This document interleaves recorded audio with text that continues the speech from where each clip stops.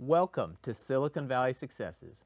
On today's show, we have Chien Lee, a marketeer driven by data analytics and a huge basketball tennis fanatic.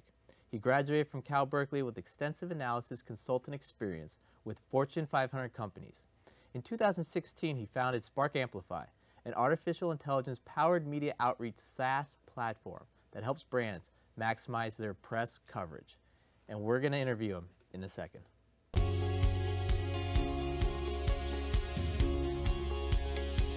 Welcome to Silicon Valley Successes. We interview experts and entrepreneurs to give the world access to the knowledge and experience that is here in Silicon Valley. Our mission is to create opportunities for those who seek them and to help you to become the next Silicon Valley success.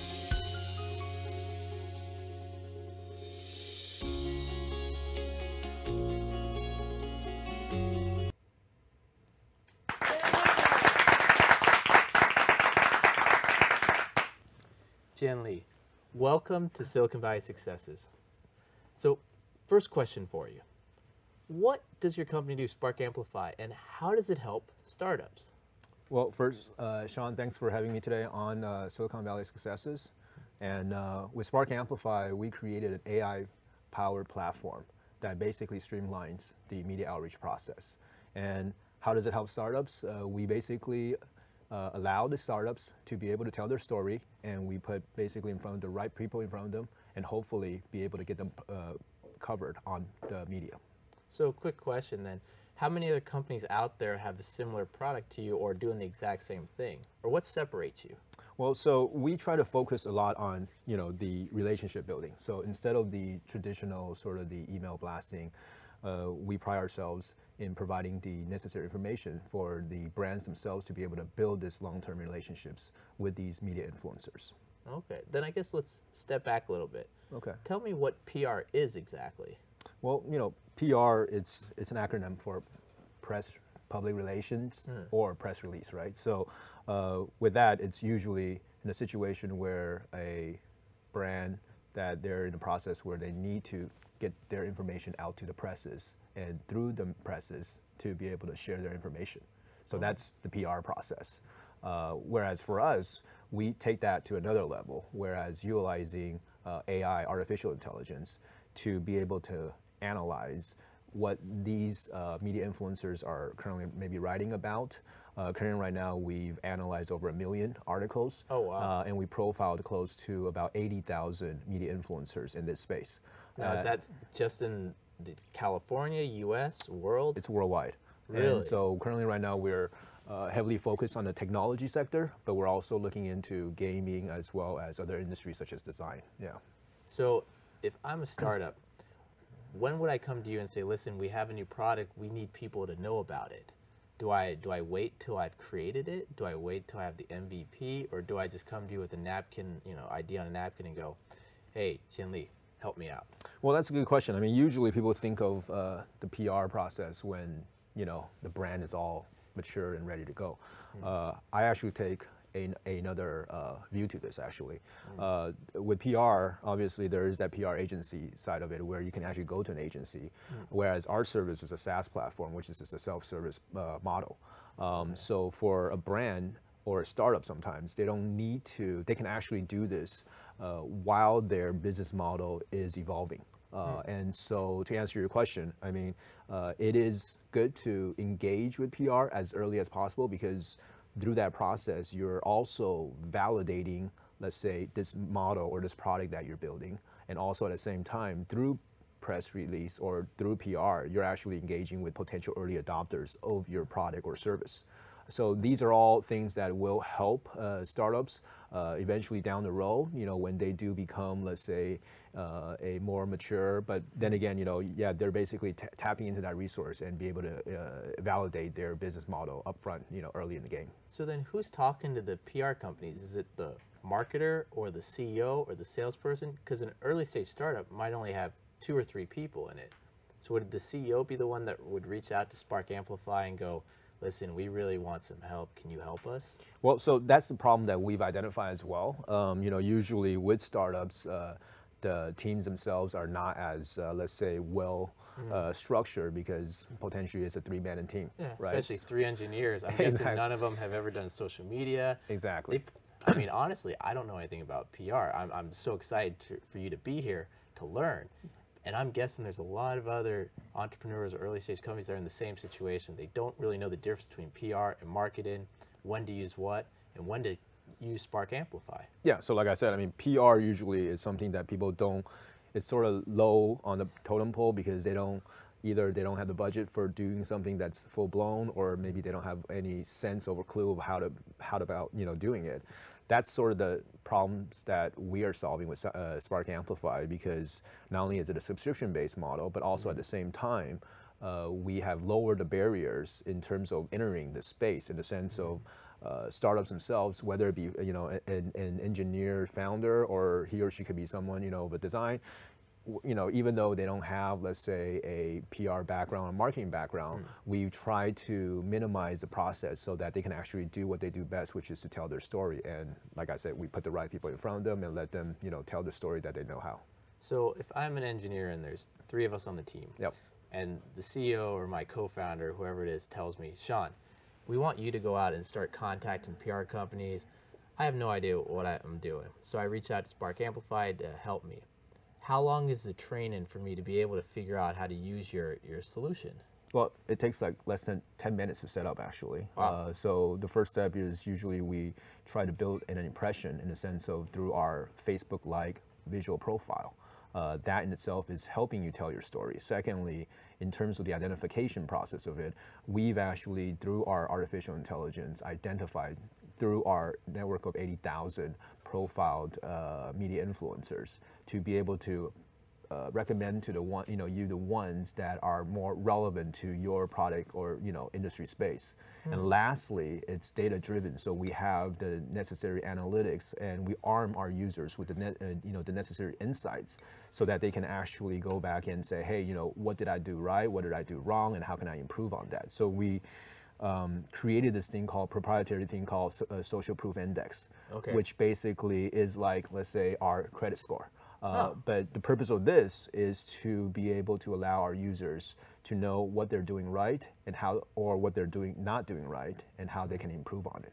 Yeah. So how long does it take them to see results? Is it one of those things where if I start today, a month from now or 2 months from now, I'll see a little bit of change, and then maybe 2 months from that, I'll see some change, or is it almost instant that something happens? That's a good question. I mean, with so SparkAmplify, we're in the influencer marketing space, right? So these are it's a process where you're dealing with it's a human interaction, right? So even when you're reaching out to these individuals, they're not going to write an article or mention you on social media immediately. Yeah. So that's what I was saying, talking about, in a sense of allowing our platform to help you build that relationship, but also at the same time track it, so that when that relationship does mature to a point where this media influencer is mentioning or writing about you, you're able to have let's say, a platform or tool that be able to identify that, and then allowing you to be able to build synergy on that. Okay, so you're telling me when they're talking about my product, Yep. and you're helping me figure out who to reach out to. Do you also help with the communication between me and that person? That's a very good question. I mean, like we talked about, right? Okay, a lot of the startups, sometimes they're not very marketing savvy, right? So currently right now we have about over 600 users. Oh, wow. Good job. And a lot of these users, like you said, they're not very savvy about, just content or communication side of it. So we've actually created this process utilizing our AI to be able to help them generate a media-friendly pitch email. Okay. So by answering just 4 questions. So they just answer 4 questions, and then they can actually be able to create a product-related pitch email, an event-related pitch email, or even an award-related email. So that type of, so that would prepare them to be able to do the next step, which is to engage with media. Wow, that's amazing. So say I'm engaging with the media and things are going good. Yeah. What results should I see? How do I know that good things are happening? The traditional view of PR and the expectation is usually just looking at, let's say, for example, how many articles that are placed out, right? Okay.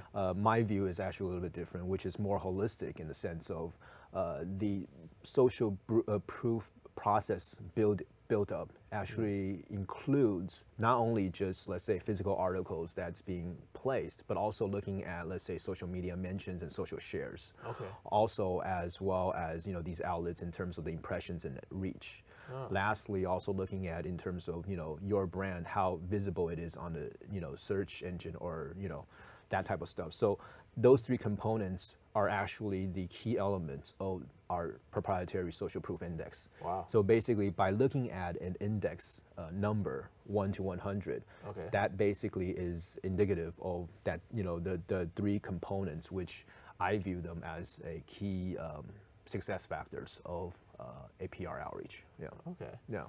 And then, say I'm an early stage company. What type of media outreach or PR coverage would help me if I wanted to go to investors, or what would investors be looking for? Yeah. Investors are like you and me, right? They're average Joes. I hope it's me. Yeah.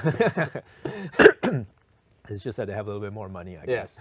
But, the same thing, right? When they're doing an investment, they're always also, aside from the traditional, let's say, business plans and those type of information, they're also asking around, right? Yeah. Sort of similar when you and I, when we're buying a cell phone, let's say, we're not going to go directly make a decision based on what we read on, let's say, Apple website, but we're going to read up on the reviews and so forth.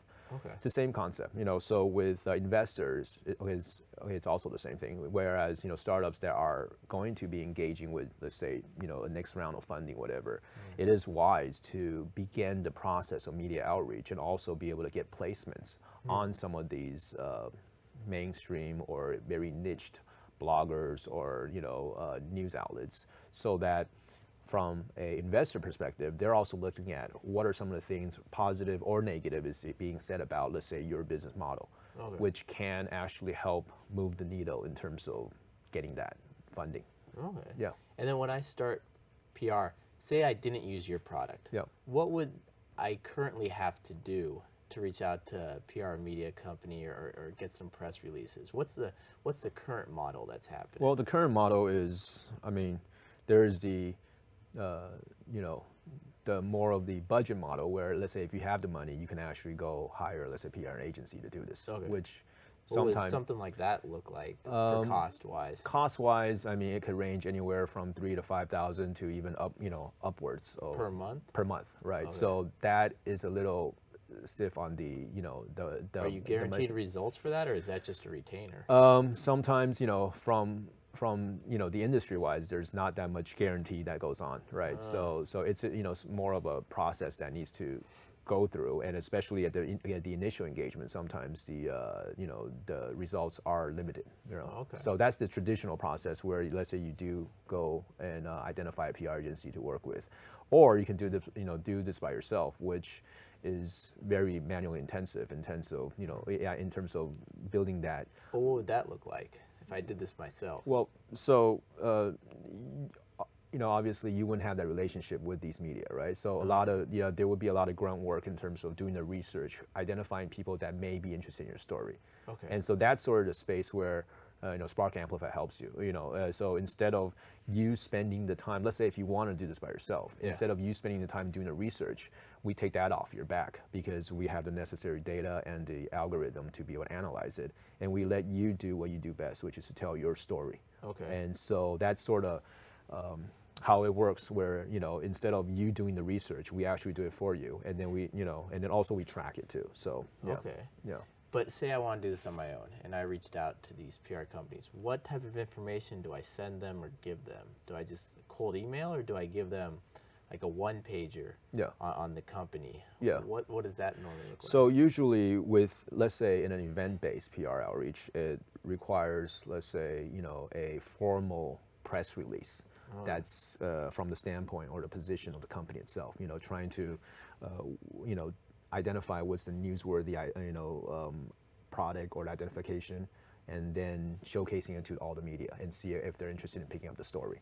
And also this also includes a press kit, right? So the press kit usually. What's a press kit? What goes in it? So the press kit is, in a traditional sense, it's a folder with many files, and these files include press releases. It includes, let's say, the logo of the image of your logo, some snapshots or pictures of your product. It could also have some videos. Basically everything that would, if a media individual or influencer that has this folder, they can essentially understand or know what you're doing. And so this is something that it has always been the case, when you're reaching out to these media influencers. And this is actually something that we've tackled. So on SparkAmplify, we transformed something that was very traditional in the sense of, the folder and file system. Yeah. We actually transformed it into a, sort of a Facebook-like profile. Huh. So that's more appealing visually, but also at the same time, from the perspective of media, they're able to get the information that they want very quickly, and hopefully be able to, pick out the information that they can use to write, the article itself. So on your platform, you're creating a page that has all the information that would normally go in this press release. Yep. But it's right there for anyone that has a link or access to view. Yeah. So instead of, let's say, in the past where you would have to, hand off a Dropbox link or a Google Drive link with a folder, you would be, when you're using SparkAmplify, you would be able to provide them with, let's say, for example, your profile link. Okay. And then with that picture, they would be, with that link, they would be able to see your profile visually. Yeah. So this profile, do you have to have a specialist come in and create it, or is it created in such a simple way that anyone, no experience, can do it themselves? Well, so a couple of media has called us to sort of the LinkedIn for media outreach. And we're very flattered because, like I said, LinkedIn does really well in terms of trying to build that relationship with professionals, and that's what we're trying to do as well. Building that relationship with media. And so, just imagine, with the LinkedIn profile or a Facebook profile, anyone can do it on their own. They don't need some expert to come do it for them, right? And so it's the same thing with us. That anyone that has used any of these social media services, they would be able to very easily pick up our service as well. Okay. Yeah. So then on this one page, you'd mentioned it has all the information that someone would need to write a story about the company. So I'm guessing on this one page would have links to maybe the LinkedIn profile of the company, or the Facebook, or the Instagram of the company. News articles or anything else like that? Is that on that page as well? Well, it's a good thing you mentioned that. We actually provide not only the basics, but even more than what the traditional, let's say, press kit offers. There is a section where it actually highlights past press coverages. Really? And that's, to be honest, sometimes it's the most painful part, right? I'm pretty sure you've gone through that process of trying to identify a media outlet that has written about you, right, recently, and that sometimes it's going through Google and doing their search engine. We actually have a update process that we updated regularly on a daily basis, and so for a brand, that's off their plate. They can actually just get, see the updates based on when we. Wait, the updates from you guys go on this? Yeah. So you guys are able to scrape all these different social medias, take that content and put on this one page for any news articles. Yeah, and so for the media itself, this would be interesting too, because they would sometimes would like to also at the same time see what's that social proof, right? Who's talking about this brand already, and potentially they don't want to be the guinea pig. They want to be able to pick up those stories that's currently being trending or is being talked about. So you just mentioned the guinea pig. Yeah. So we talked about how easy this page is to send your profile to all these potential PR companies, and that you're able to use your platform to kind of isolate down more which one you should target. What does that first email look like? I know you said that before you have something that can compile 3 different types of emails. You said event, award, what was the third one? Product. Product. Yeah.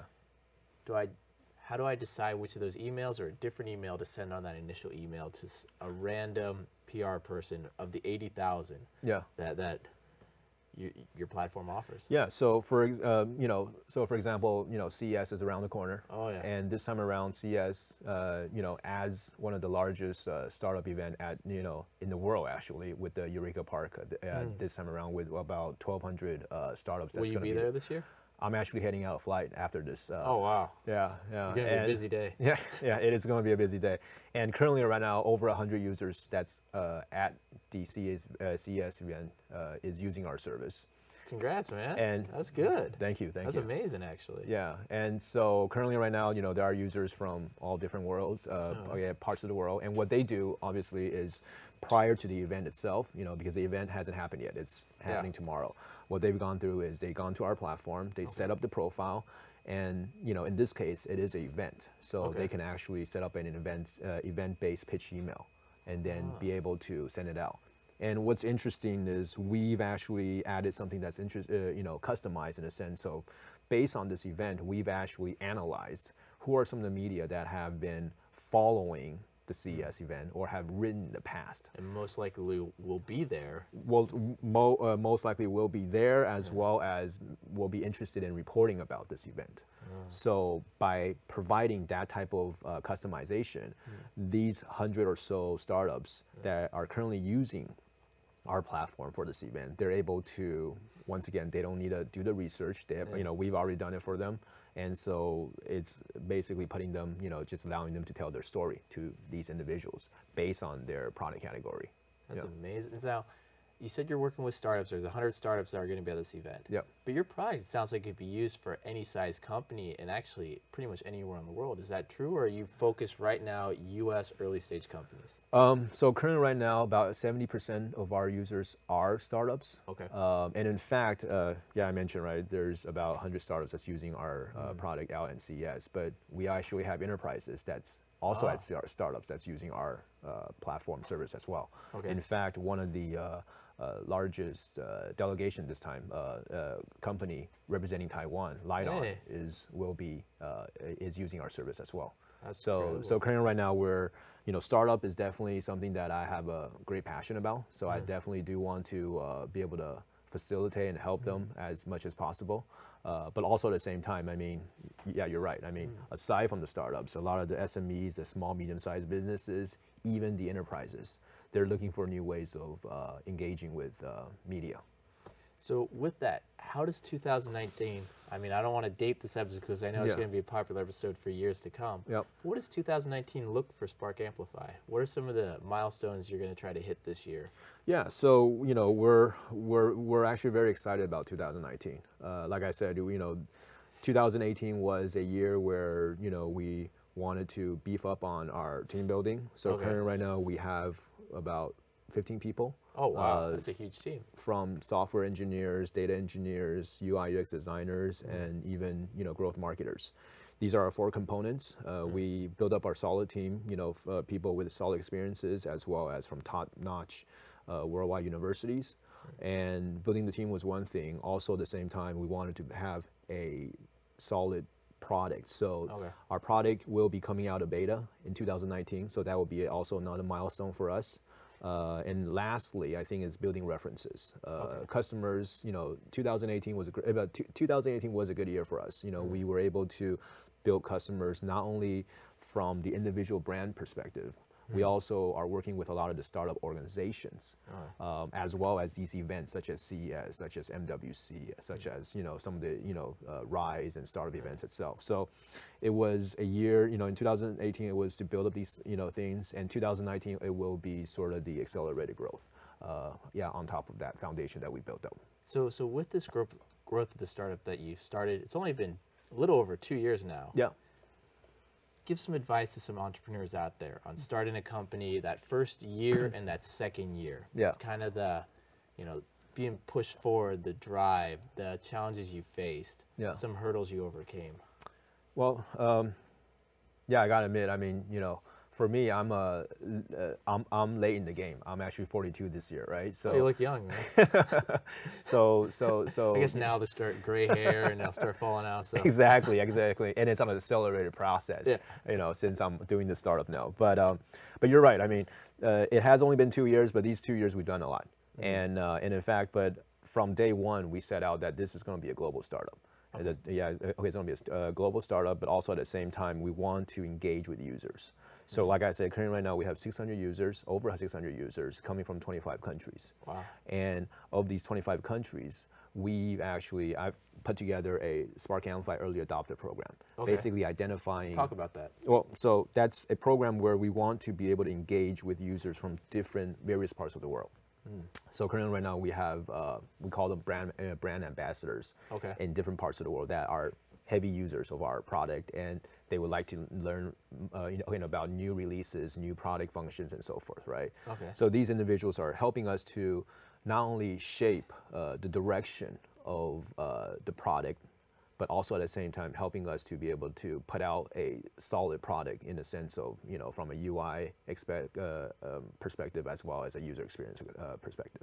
How do you find these brand ambassadors? Do they come to you? Well, they're users at the beginning. Okay. They're obviously, users, heavy users, like I said, and then these people are definitely, need the service. And so these are our key individuals that we, reach out to them. And of course, we gotta, on top of that, we gotta give them some perks, right? Yeah.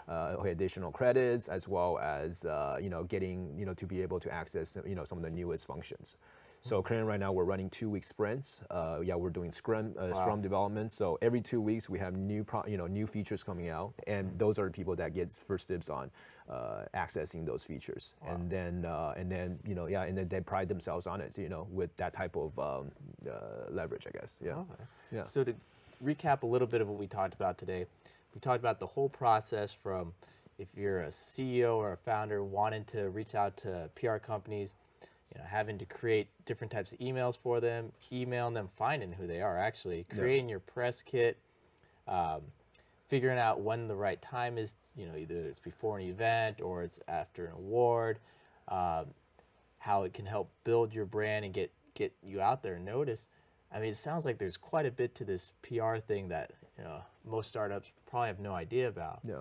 If any of them want more information, what's the best way to reach you or SparkAmplify? And could you tell the audience a little bit about who your ideal customers are and best way to reach you guys? Well, I think for us, I think our ideal customers are it's not limited to whether they're startups or small, medium sizes. It's more so of this brand has a story that needs to be out there, right? And currently right now there may be obstacles or challenges in front of them, right? And so that's where we come in, because we are a data-driven process. Okay. We basically, like I said, I put the right people in front of them. So as long as these brands, they have a story that they want to tell, and also at the same time, they want to be able to build that social proof, those would be our ideal users of our platform. Great. Yeah. So for further information and contact, please reach out to Chien Lee at SparkAmplify, SparkAmplify.com. And thank you for coming and visiting us at Silicon Valley Successes.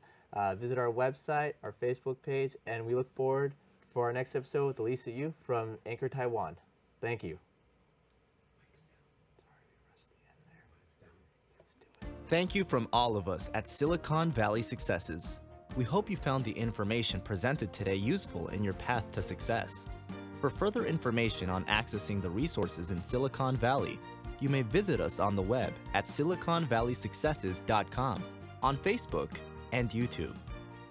Thank you. And remember, we want to help you in your journey to become the next success.